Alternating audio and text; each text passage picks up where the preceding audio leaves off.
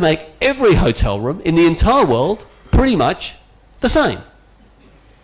So you go, hang on a minute, hotel rooms, interesting, like to know where I travel to. We've got representatives from tourism bodies in this room here who have managed to have $1 million of advertising campaigns saying, come to Thailand, come to Malaysia, look at the wonderful landscape, meet the friendly people, but wake up in the hotel room and you have no idea where you are. When I woke up in my Novotel hotel room this morning, I could have been in London, Paris, New York, Bangkok, KL, Sydney. I wouldn't have a clue, right? Because what we've done is we've managed to make hotels a pretty dull, boring, all look the same. And we've managed to commodify an experience. And the last thing you want to do is to commodify the experience, because when you do that, as you've heard from the last panel, all you compete on is price. So, probably some of you have heard of these brands, okay? Some hotel people in the room I can see. Well-known international brands, fantastic. Know the names. Now, if I imagine if I showed you 3 cars, some people would be pretty good at that. So here, know the product? Which one's which?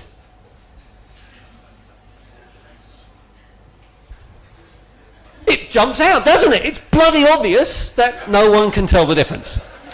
So, okay, see how you did? There you go. The Marriott was a bit of a giveaway because it had red in it. I was trying to help you out there, you see. So we've managed to turn the hotel room into a commodity. The same thing. You don't know where you wake up in the morning. But the tourism advertising from our tourism board says, come to our country because we've wonderful views, unique culture, architecture and design. But you're going to stay in a room that you have no idea where you are. Oh, good. That's working for me. Not. What are our rules in hospitality? Well, we have rules, you see, don't we? You can't check in before 2 o'clock, and you have to check out by 11 o'clock, or we'll get very nasty and start calling you. Okay? Our rooms will look the same all over the world, but the view may differ. We're sorry about that as a hotel chain, because we do like things to be standardized, you see. We like standards. There will be a minibar in the room, of course, and of course we'll charge you vast amounts of money for that, even if you look at it. And we've now installed little sensors, so even if you touch the cabinet, you'll probably get charged. And of course, we are in the service industry. So as you've heard earlier, of course, if you want any service, we will, of course, charge you extra. Now, I'm glad everyone's got that clear, because that's pretty much how the hotel industry works, you see. So if we're going to prepare ourselves for the future, well, we're going to have to break some of these rules. Well, I'm pleased to say some people in the industry are now beginning to break the rules. We are beginning to see a bit of a breakdown from this, and we've got to make those rules change. Because when I travel around the world, this is the first thing I get. It's the wonderful front desk. And I keep asking myself, why do we have them? I was lecturing at a hotel school in Switzerland a couple of years ago, and I said, I don't think we need front desks anymore. And a student put their hand up and she said, but we have to have front desks. I said, why? Because that's hospitality. I said, if your definition of walking into a business is someone saying, hello, you come over here, stand in line, please. I have a computer screen in front of me. I may or may not look at you. I have a series of questions I'm going to read off. You're going to have to prove who you are. I'm going to ask you this. I will not look at you very closely because I'm going to be coding on the computer screen. And you go, I'm not sure I want that. Years ago, we had a program with an Australian airline. And I was working with the check-in staff, and I said, how does the system work here? Well, she said, people come through the door and then they queue. I said, why do they have to queue? They have to queue because they have to see me. Well, funny thing is with airlines, you don't anymore. You check in online. In fact, Sydney, I'm sure Chris flew up from Sydney. There's no check-in desk anymore. You even weigh your luggage in. They've used an RFID tag on your luggage. The luggage goes automatically where it's supposed to go, or automatically gets lost, depending if they've got that bit right. So things have moved around, but hotels seem to have been very slow on looking at this. Some hotels are moving along. Andaz, owned by Hyatt's, got rid of its front desk. It now has what they call a check-in table.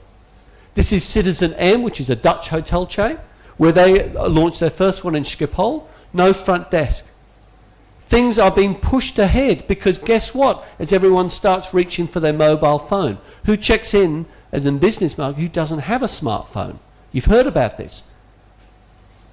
There are other check-in solutions, of course. This was the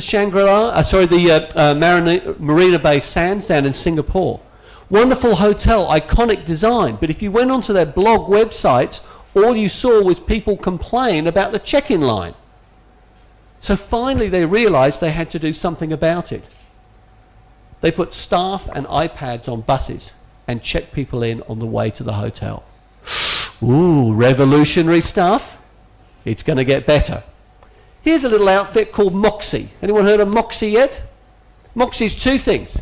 It's a Canadian rock band. Glenn knows them. It's a Norwegian heavy earth-moving equipment. And Moxie's about to open up, because there's some rather big names behind Moxie. Moxie is owned by IKEA, thank you, and Marriott.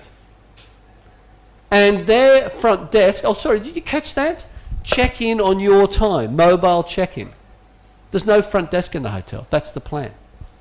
The whole thing would just be done on your mobile as you arrive. So my idea, get rid of the front desk, aha, someone's already listening to it. And not only that, but the companies who are experimenting with it. Now some hotels have taken the view that every room should be different. There's a company called Malmaison based in the UK. This is actually Oxford Prison, funnily enough, where they have specifically taken hotels that are different. Why? Because why shouldn't rooms be different? This is a Propeller Island hotel in Germany. 50 artists designed every room to be different. Here's the coffin room. His and her, you got the Twilight thing kind of happening there, you know, you can have that vampire thing, it's big these days. This is the upside down room, all the furniture's on the ceiling. And you actually sleep on the floor. Now we might laugh about it, but it's different. It's an experience. Remember what I said? It's not a commodity. When you wake up in that hotel room in the morning, you know where the hell you are. No doubt about it, because you're staring at the table on the ceiling, right? Even now, hoteliers and other bits of the industry are realizing we need to make experience, the accommodation, the experience. This was voted the ugliest tower in Europe, okay? The Zykov Tower in Prague. And they have recently put in, because this is the new big trend, by the way, you see, we've commoditized the industry. The MGM Grand, 5,000 rooms. Wow, we can not only build hotels, we can build them bigger than ever. This hotel has one room. That's it. But what an experience. Right there above the city, one room in this hotel. And in case you think I've gone completely nutty about this, I think one-room hotels have got a lot of future. Why do I think that? Well, let me take you to Japan. This is a one-room hotel in a public toilet. A bit of unique Japanese artist. He's put the hotel room into the public convenience. It's $125, but not very reasonable. You can go to the toilet as many times as you like as well. That's the hotel. But again, it is an experience. And my point is trying to make the experience and understand the experience. Been to Singapore? I want to wake up in a hotel room where I know where I am. So this is the Malayan symbol, which is the symbol of Singapore. If you go there, you have to take a photograph of it. So when I wake up in the morning, I want to know I'm in Singapore. So what did they do? They put it in a hotel. They built the hotel around the Malayan. Now, when I wake up that morning there, I know that I'm not in the Novotel in KL, right? That's the innovation. It's been able to take the hotel room experience and make it different. So the other rules are slowly being broken. Because, gee, airport hotels, well, funny thing is, airports work 24 hours a day. So the hotel chains finally worked out people check in and out at weird hours. Ha-ha! So Starwood recently launched their 24-hour. You check in when you like, you check out where you like, you get your 24 hours. Because that's what you're paying for. So again, with the use of technology and scheduling, we can move ahead to do those things. So the rules are being broken. This is with your 24-hour Starwood. And while we're talking about hotels and checkout, whenever I check out of all those hotels I stay in, I get to the front desk, I negotiate the queue. What do I always get asked? Does anyone ever say to me, Dr. Hobson, did you have a nice day? I'd say, I'd like to check out. They go, aha. So, did you take anything from the minibar? That's always the first question, isn't it? Did you sleep well? No, I ask you that. And you look at it and you go, oh, no, I can't remember. And sometimes I love to play with the front desk. I said, yeah, I drank the whole thing. I was just lucky I can say it, I see. Some hotels, think about the minibar. They're not exactly healthy, what hotels put in them, right? Not a lot of health food there. But of course, I can only assume because of the prices they're charging, they've got to be profitable. But when I started looking at the industry's own research, most of the industry was saying they were losing money from the minibar. Which begs the question, here is something you're losing money on, and you're going to use it to also tick off your guests. Because as we've heard today, one of the biggest complaints about minibars is the cost. And when you charge people, they cannot A, believe it, or else they get upset because you've been charged for something you didn't take. So some hotels have said, nah, forget it. Free minibar and have done with it. So I'm pleased to say that education was involved in the left-hand one. That's the Icon Hotel at Hong Kong PolyU. The other one is a company called Overload. They just said it's in the price. End of story. Got rid of all the complaints. Restaurants. See, I go to restaurants a lot with my kids. Guy comes up. So, what'd you like? He has a pen and paper. And I was sitting at the restaurant and my daughter said, last century. Oh, good point. Because, hey, so top one there, that's McDonald's in Melbourne. You just go in and just touch screen. What I want to actually order. Sydney, they used an iPad. That was the first 1 month after the iPad was launched. They went on with that one. Why can't I get the app? So I know what the menu is before I get to the restaurant. Why are people still giving me bits of paper? Good question. I mean, let's see. Things have moved on. We're used to driverless trains. We're used to vending machines. So what's next? Well, why not robots? This is a restaurant up in Harbin in China. It's run by 20 robots. The whole restaurant, they'll take your order, they'll deliver your food, they'll cook your food. So maybe once we move on from where we've been used to seeing how technology will come. Think you've got labour problems at the moment? This was a restaurant I was in London recently. This is an Asian restaurant called Inamo. The restaurant tables are all, as you can see here, very colourful. Why are they colourful? Because this is actually a mouse pad. Above the table, you actually have like a PowerPoint projector showing this, and this beams down, and you can look at the menu and the food on your plate. So before you order, you can see what the chicken fried rice is going to look like. You can see the different dishes before you buy them. You thought Japanese restaurants were good with the plastic food outside. This is the next level. You order off the table. You can then follow with the camera into the restaurant's kitchen to see your food being cooked. Now, I thought that was pretty cool, right? And I was talking to the waitress. I said, well, this is pretty cool. I can do all this. And she looked at me. She was about 18 years old. And she goes, nah. She's London, right? So I said, what do you mean, nah? She goes, this is just not up with the latest. I said, what do you mean? You've got pens, you've got ordering, you've got the camera. She goes, yes, but the table's not connected to the internet. Now, someone already this morning said Asians love to photograph their food. The pictures are already there. So you can just blog off the table literally straight away. That's where it's going to be. This is a restaurant up in China, in Shanghai, called Ultraviolet. A French chef, his idea was to make, the whole concept was to make surround sound meet music. So the restaurant changes around you by every course. So depending what you order, all the walls will change to the different colours to keep with the theming. So you got the fish course, you get whales around you, you get sea spray coming over you. So this is the concept of immersive dining. It's not just someone coming along and putting the food down in front of you anymore. But of course, it may not be that technologically complicated. This was a Belgian company. All they did was buy 2 cranes and put some guys up in the sky. Fantastic. What a wonderful view. Now, there's problems. You don't want to drop anything. And getting to the toilet's a bit of a pain. But apart from that, it's going to be a unique dining experience. So if you can think about unique ways of creating experiences from people, the industry, of course, is doing this. And I'm not just saying, because Accor's got a couple of hotels they use in Paris where they trial new hotels. This is one of their hotel rooms with a completely translucent TV screen. They've also got a mirror where you can actually do your email off your mirror as you're shaving. Kind of cut yourself, I suppose. I don't know the whole thing. But at least they have come up with some different. This is the Fraunhofer Institute in Berlin. Just outside Berlin, where they have been practicing looking at different styles of hotel rooms. And the concept is that we always make hotel rooms rectangular. Why? Most of us came into the room not from a rectangular, so it's a whole room kind of thing. A womb with a view, maybe. So the idea here is to have the hotel room completely different. So when, for example, you get out of bed at night, one of the major complaints of travellers is they can't find the light switch.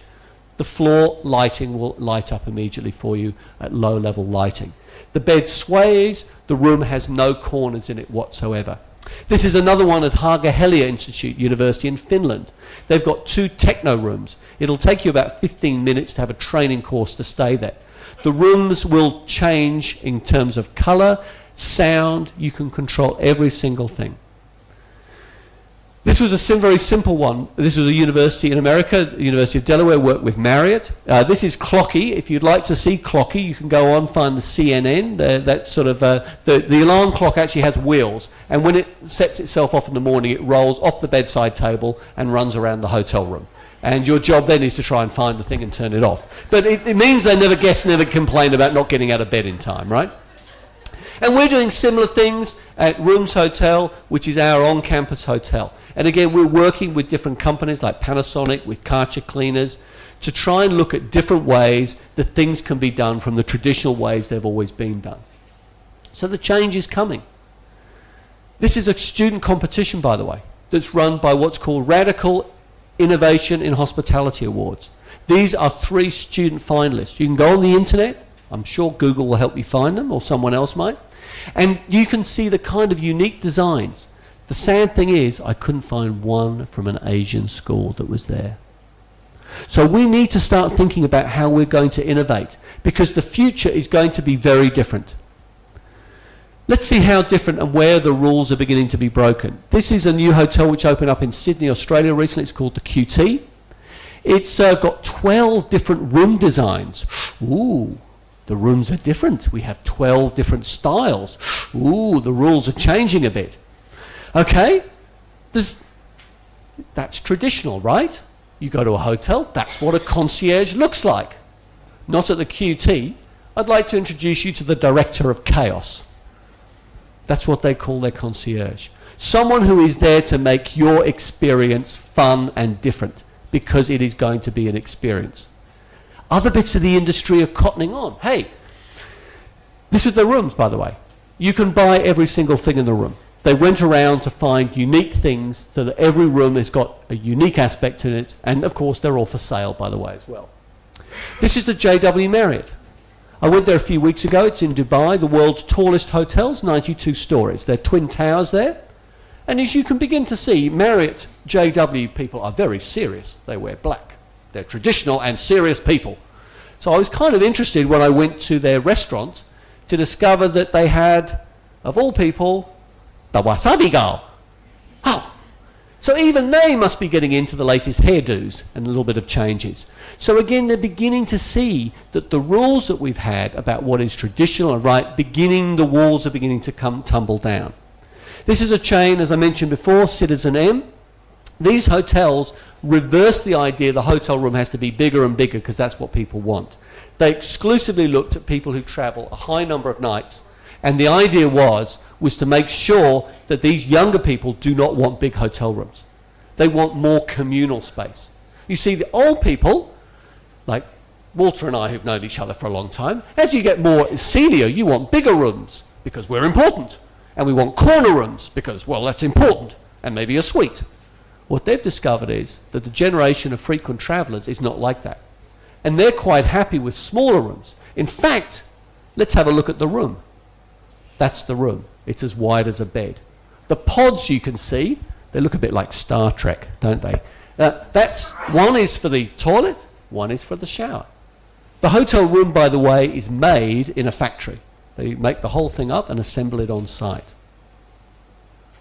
So things are changing. And I think we really need to think outside the box. I train a lot of hotels. A lot of them, that's the hotel, that's the bathroom, you know, it's a bit small, a bit pokey, tucked away.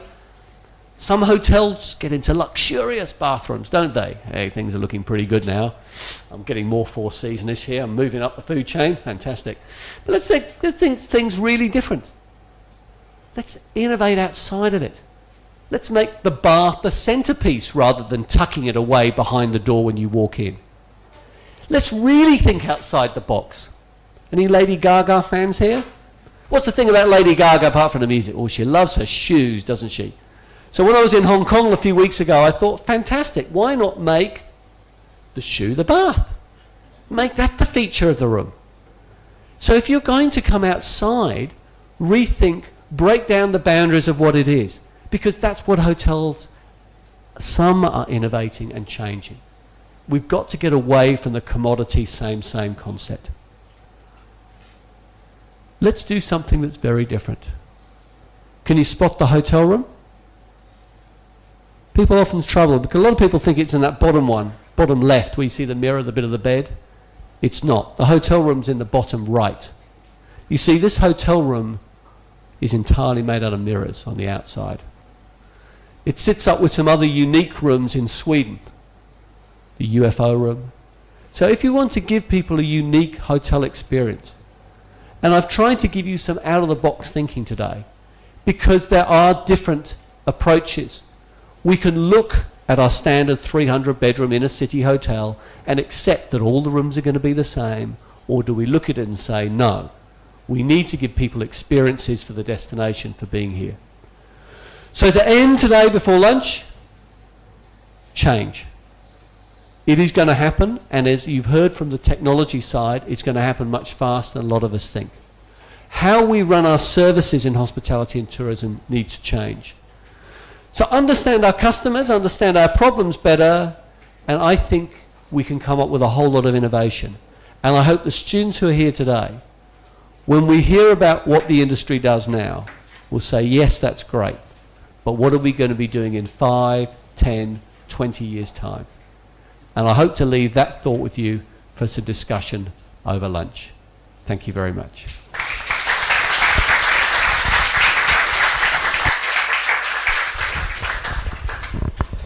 Thank you, Professor Perry Hobson, for the very interesting sharing and many different interesting photos. And may I now invite Ms. Kay Chang, Regional Director, China of PATA, to present the token of appreciation to Professor Perry Hobson.